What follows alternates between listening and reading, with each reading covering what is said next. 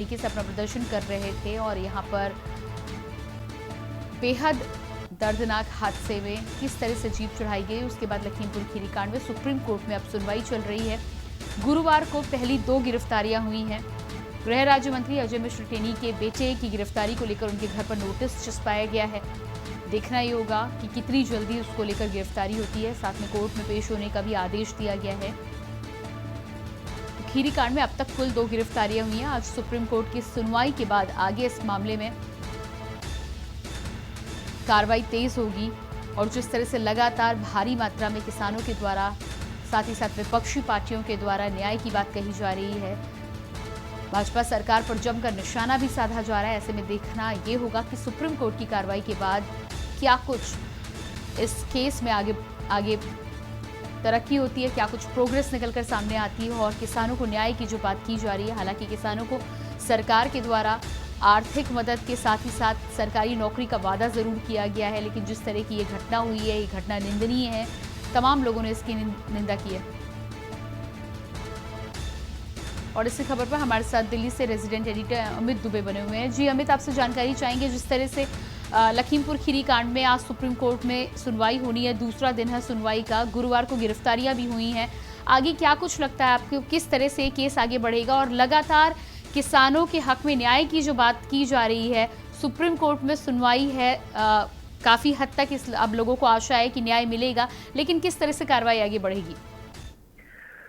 देखिए, supreme court ने मामले का स्वतः संज्ञान लिया है। स्टेटस रिपोर्ट जो है वो यूपी सरकार से मांगी गई थी कल, इसे लेके यूपी सरकार आज स्टेटस रिपोर्ट जारी करेगी और कोर्ट में जो रिपोर्ट दाखिल की जाएगी उस आधार पे सुप्रीम कोर्ट आगे के दिशा निर्देश जारी करेगा। क्योंकि स्टेटस रिपोर्ट मांग ली गई थी, उसके बाद ही यूपी सरकार की अगर कार्रवाई देखे तो कार्रवाई को आगे बढ़ाया गया है। खासतौर पर अगर कार्रवाई की हम बात करें, चाहे वो हाई कोर्ट के रिटायर्ड जज की अगुवाई में जो जांच होनी थी, प्रदीप श्रीवास्तव अगुवाई में जांच हो चुकी है। 2 गिरफ्तारियां हो चुकी हैं। अजय मिश्रा के बेटे आशीष मिश्रा के यहाँ नोटिस जो है वो लगा दिया गया है। आज उन्हें 10 बजे पेश होने कहा गया है। यानी यूपी सरकार ने अपनी पूरी तैयारियां कर ली है कि यूपी सरकार ने आखिरकार अब तक क्या कुछ किया। और जाहिर तौर पर इसी तरह की स्टेटस रिपोर्ट जो है वो आज कोर्ट में, सुप्रीम कोर्ट में दाखिल की जाएगी और उसके बाद फिर सीजेआई की अगुवाई में जो 3 जजों की बेंच सुनवाई कर रही है, वो मामले को डिसीजन लेगी कि आखिरकार मामला यूपी सरकार जो जांच कर रही है वो सही दिशा में चल रही है या नहीं। जी बिल्कुल। तो जिस तरह से 2 गिरफ्तारियां अभी तक हुई हैं, जानकारी आपसे ये चाहेंगे कि गृह मंत्री अजय मिश्र टेनी के बेटे को लेकर आज कोर्ट में पेश होने का आदेश जरूर दिया गया है, लेकिन इसमें कई लोगों के नाम मुकदमा दर्ज हुआ था। अभी तक केवल 2 गिरफ्तारियां हुई हैं, केवल 2 गिरफ्तारियां की गई हैं, बाकी लोगों को अभी भी गिरफ्तार नहीं किया गया है। क्या वजह है इसके पीछे? देखिए, बड़ी चीज यहाँ पे ये नजर आती है कि खासतौर पे जो किसानों की तरफ एफआईआर है उसमें मेन जो है वो अजय मिश्रा के बेटे आशीष मिश्रा का नाम है और उसके साथ 15-20 अज्ञात हैं। उन अज्ञातों की पहचान पुलिस लगातार कर रही है और वही अज्ञात में से 2 लोग गिरफ्तार किए गए हैं, जिन्हें कहा जा रहा है कि ये उसी थार गाड़ी पे सवार थे जिसपे किसानों को कुचलने का आरोप है। तो अब चूंकि पुलिस जो है वो लगातार एसआईटी जो है वो मामले की लगातार इन्वेस्टिगेशन कर रही है और उसी आधार पर एसआईटी अपनी आगे की कार्रवाई को आगे बढ़ाएगी। लेकिन सबसे बड़ी चीज जो सुप्रीम कोर्ट में सुनवाई, जो मामले का स्वतः संज्ञान लिया है, तो जाहिर तौर पे पूरे केस की अब मॉनिटरिंग जो है वो सुप्रीम कोर्ट करेगा कि आखिरकार जांच किस दिशा में जा रही है और कौन सी कार्रवाई है जो होनी चाहिए। क्योंकि कल जो यूपी सरकार से स्टेटस रिपोर्ट मांगी गई थी उसमें साफ तौर पर कहा गया था कि आखिरकार कितनी गिरफ्तारियां हुई हैं, किन लोगों के नाम एफआईआर दर्ज हुई है और कौन कौन लोग शामिल थे।